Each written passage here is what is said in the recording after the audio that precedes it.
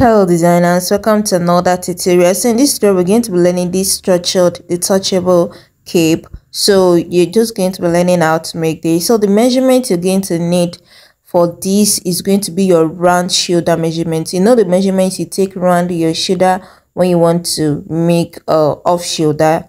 Okay, that's what you're going to need. So just take that measurement. So the rest of the tutorial for the conical corsets that I'm wearing and the skirt is already on this page. You can just scroll down to watch the tutorial. So right now we're going to be drafting the pattern for this. So look at this pattern. You're going to see that I marked a line. So that line is 2 inches away from the edge of the pattern paper. You're going to know the reason why I mark that out as we continue this tutorial. So I'm going to mark the length of the cape.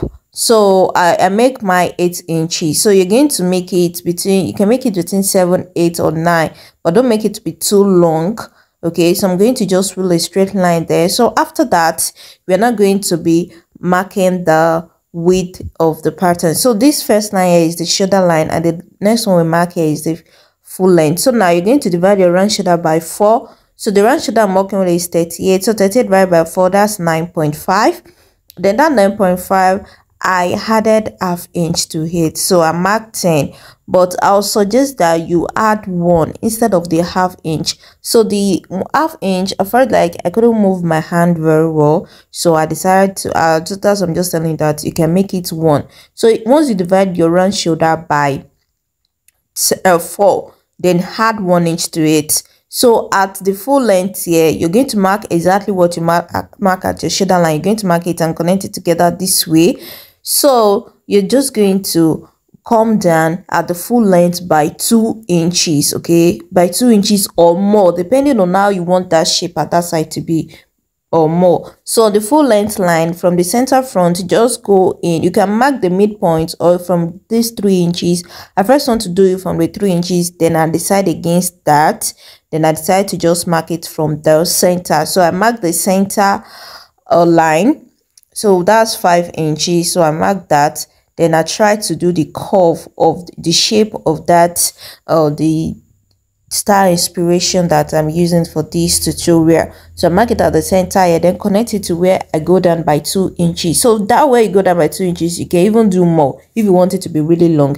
Can you see how I mark the shape here? So now, after you have done that, so I just went down a little by ½ inch just to give it that sharp shape at the center front. So go down by ½ inch. Then at this part where you go up by 2 inches, if you do not want yours to be that high, you can just go up by 1 inch or 1.5. 1.5, and at most, even you can do more than 2 inches if you want it to be really pointy. So mine was really pointy, and if you don't want it to be that pointy, you can do 1 inch or 1.5, or just try to. So that's how you're going to do. So this is the front pattern, but we don't need to draft the back pattern because the front and back is going to be the same thing except the neckline depth, which I'm just going to be marking on this pattern here. But let me just cut this out first. Okay, so after I've finished cutting this out, then I'll go ahead to just mark the neckline for the back. So like I explained, where we go up from the shoulder line, you can just decide to make it smaller or longer. So now I'm marking the back neck width. The back neck width is 3 by 1. So the front neck width, I did not mention that, is 3 by 3. Just the simple basic neckline that we always do is 3 by 3, the one I marked before. So that's what we have here. Can you see this cape is very simple and easy to make? So I'll use this pattern to cut out the front first, then I would now, after cutting the back first. So after you finish cutting the back, then you can now trim off the what you have at the neckline, then you use it to cut out your front. So here's my fabric. I cut out the back first before I use the pattern to cut out the front. Can you see? So I ironed yesterday on my fashion fabric. So I have my lining too, but I'll suggest that if you want it to be really structured, use a peplum stay. That one is going to give this more structure and make it really more firm compared to the yesterday. So yesterday was not really doing the really good job like that to give it that structure. But if you don't want it to be too structured, then you can go with this yesterday that I used there. So after I found out that the structure was not really given with this yesterday, so I decided to just add uh the breast part to the lining, which I'm going to be showing us as we proceed. So can you see I'm pinning the front and back together at the shoulder and also at the side in order for me to join them together. So after this, I'll go ahead to join them together at the shoulder and also at the side. So I'll take this to the sewing machine and join together at the shoulder and also at the side. So let me go ahead quickly to do that. So I'm done joining these together now. Can you see I've joined this together? Okay, can you see? So I ironed it. After joining it, then I ironed it. So here is my lining. Like I told us that I ironed our breast parts to this part here. Can you see? To the tip. I ironed a breast part to the tip of the shoulder at that shoulder here. So just to give it a little bit of structure there.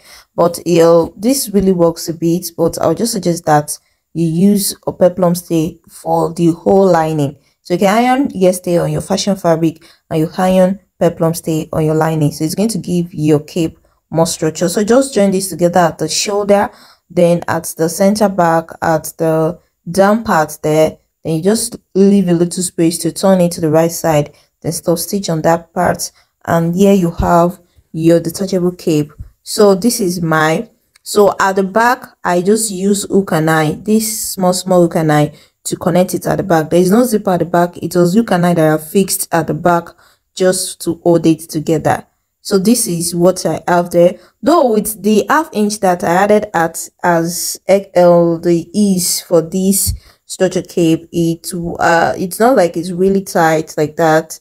Or if you want it to be a little bit easy on your body, though this is just fashionable something, it's not something that you wear and you move your hand anyhow, but still yet you can still wear this and still be a bit comfortable. So just add one as is instead of the half that I did, or you can just go with the half too, depending on what you're looking for. So that's all for this tutorial. If you've not subscribed to this channel, please click on the subscribe button and also click on the notification bell so that I can get notified for the next tutorial. So thank you, see you in the next one.